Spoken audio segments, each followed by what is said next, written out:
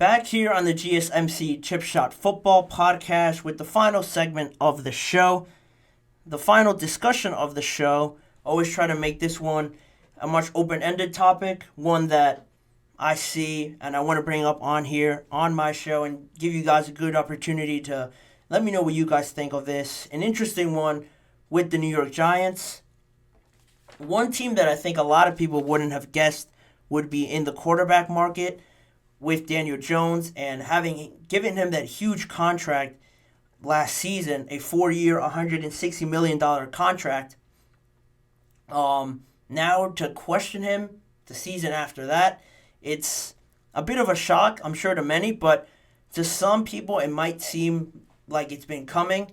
You know, arguments could be made for both sides because of, on one side you have Daniel Jones and his injury questions. He's coming off a torn ACL that happened to him in November. Before that, he's had 2 serious neck injuries in each of the last 2 seasons before last season with the ACL. And, you know, those facts are set in stone already. And then for the Giants to go out and extend him with such a lucrative deal, in my opinion, based on the results he's produced, put questions into my mind. But a lot of the discussion last year was, did he deserve that money or did Saquon deserve that money at the time? Obviously, Saquon got franchise tag last year, was on that 1-year deal, and now they're not going to franchise tag him. And essentially, they sort of made their choice by going with Daniel Jones over Saquon Barkley. That's another discussion for a different day if you want to think that was the right choice or it wasn't. You know, you could comment on that all you want, but the facts is that Daniel Jones was penciled in to be here for a lot longer than now he's put into question to. And, you know, recent rumors with ESPN's Jordan Renan have come out recently, just yesterday or the day before, that, you know, general manager Joe Schoen and Brian Daboll are in a particular situation now that they're entering their 3rd year in New York, and this is sort of a make or break year for both of them, at least in my opinion, and I'm sure in a lot of people's opinions, because Brian Daboll came in, first year couldn't have gone better. Honestly, he won the Coach of the Year. He took the Giants to the playoffs. They won a playoff game on the road against the Minnesota Vikings. Daniel Jones was looking great. Offensively, everyone was asking, where did this come from? All they needed was a coach all this time. Daniel Jones is going to pan out to be this really great quarterback, it seemed at the time, because of the results that they had in their first year. Then last year, it was obviously a lot more difficult and a lot more different. Daniel Jones, like I mentioned, those injuries. Offensively, it just didn't look right. The lack of receivers, the poor play from the offensive line, everything that could have went wrong did go wrong for the Giants, and it looked really bad just this past year. And now you're in this 3rd year, this tiebreaker year, if you will, where people are now going to start asking questions around the coach and around general manager Joe Schoen, because, you know, at first it's the players, and if it doesn't change, if no real improvements are made, it starts to build up more and more to the coach, to the front office members, and people start calling for their names now. And now you're in an interesting conundrum where you don't want to say you're looking out for yourself because you want to be about the team. That's what you're there for, to build the team up. If you're the general manager, if you're the Giants head coach, you want to say you're there for the players, helping this team become better. But, you know, it's always in the back of your mind. You can't say it's not that. This is your career essentially on the line here for Brian Daboll and Joe Schoen. You know, they might be thinking, this could be it for me if I'm not able to produce at a high enough level with the players that I have, or if I'm not able to make a drastic change with the roster that I have. How's it going to look for me after the season? Am I going to get fired during the middle of the season? I have to do something, or else doing nothing is just as bad as doing something and not having it pan out, because you might get fired anyway, so you might as well give it a try, is where I'm trying to get to. And that leads to the scenario now that Jordan Renan reported on yesterday of potentially the Giants moving up in the draft to get a guy that they may like. The more popular name that I've been seeing has been Drake Maye.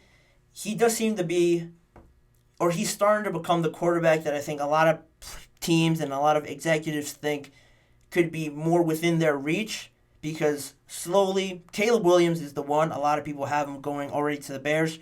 But I think a lot of people are starting to realize now that Jayden Daniels is a little bit more athletic than Drake Maye. He's a bit more electrifying, exciting, and he draws more of an eye than Drake Maye does, especially after the season that Drake Maye had, where he had some moments where he missed some pretty bad throws. He didn't look as accurate, as exciting as he did 2 years ago. So I think Drake Maye is slowly falling into that reach of these other teams that need a quarterback. And because of that, it raises these questions. Should the Giants try to trade up for him? ESPN's Jordan Renan reported yesterday that if the situation presented itself correctly, the Giants would be seriously willing to look at the quarterback position. Then General Manager Joe Schoen today said, that he has still confidence in Daniel Jones. He gave an update on how he's doing physically, but he didn't really give a solid answer on, this is my guy. We signed into a contract for a reason. We're going to stick with Daniel Jones because we believe in him and his ability. He didn't say that at all.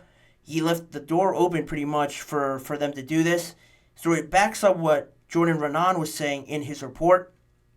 And, it's still early in the process, but people within the organization was reported that they believe they have to get a quarterback prior to the decision, or they have to know what that quarterback is about, because another topic that is brought up if you're going to bring in a new quarterback and evaluate these guys is how they are on a personal level, mentally.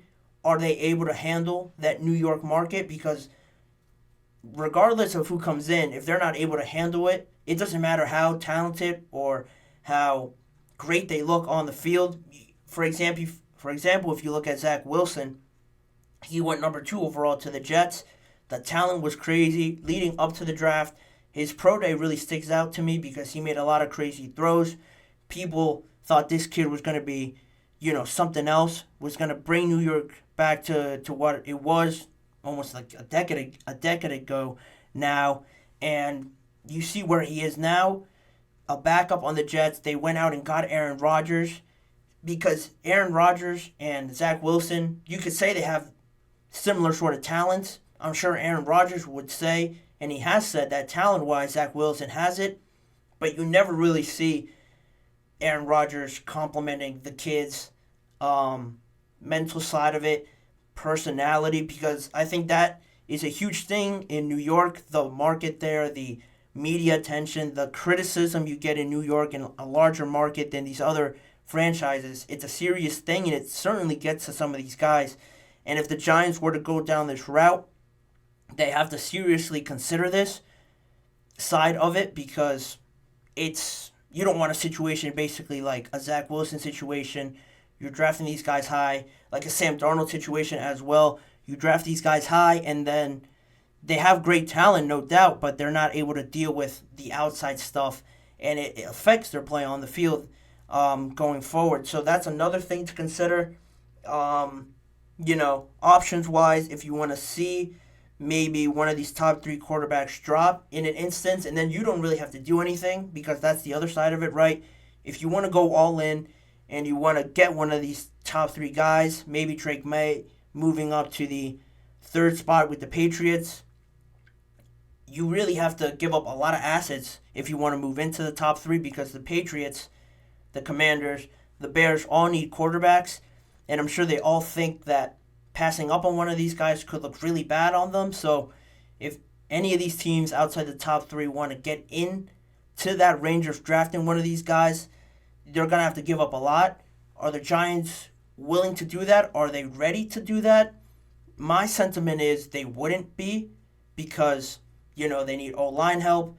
The pass rush isn't really there. Kayvon Thibodeau is really the only threat. They have virtually no A1 top tier receivers on their roster.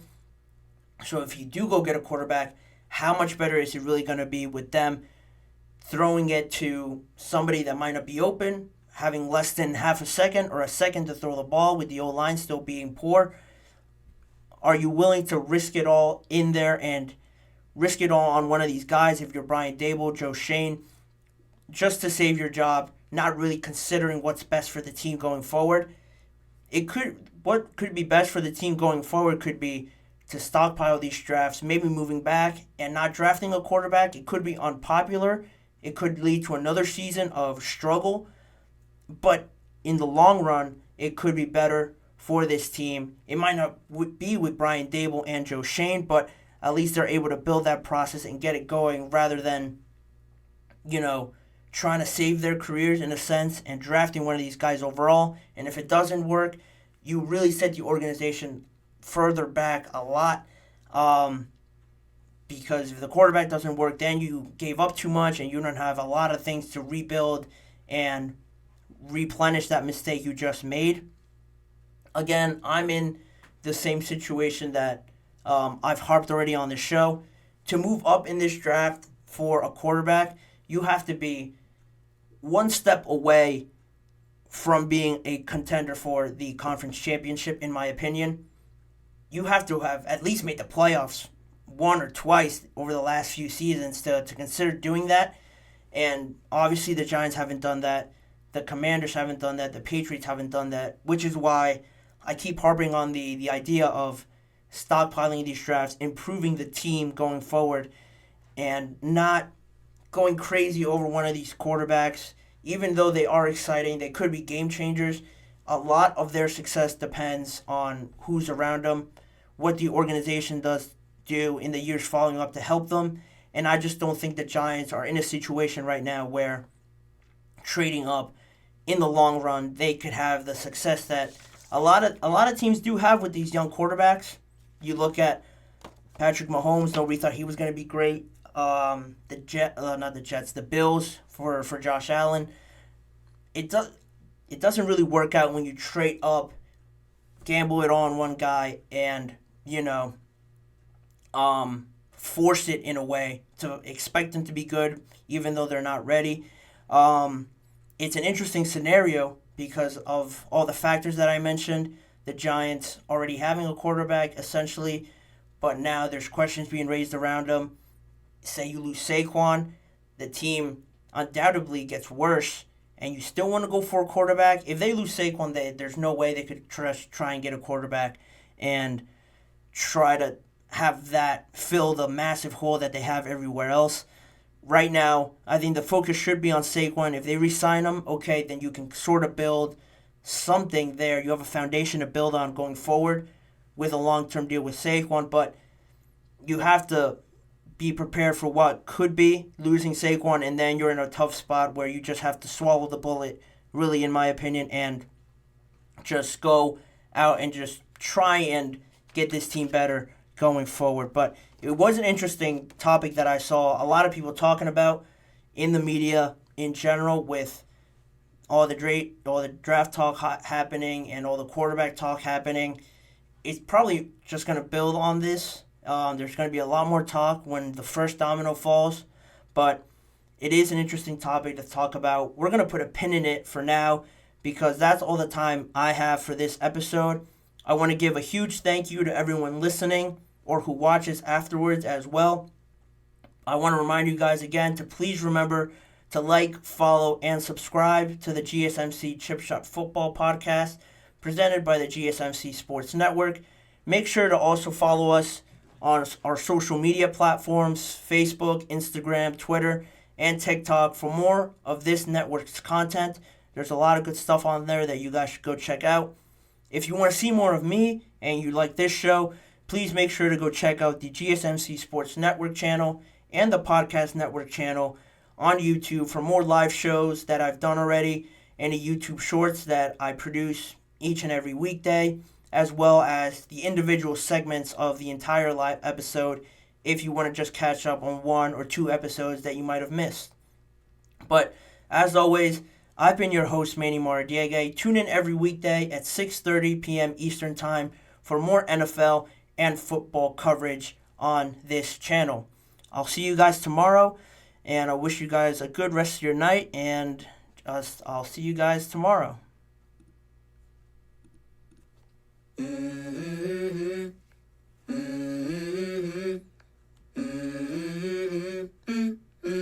Let's go.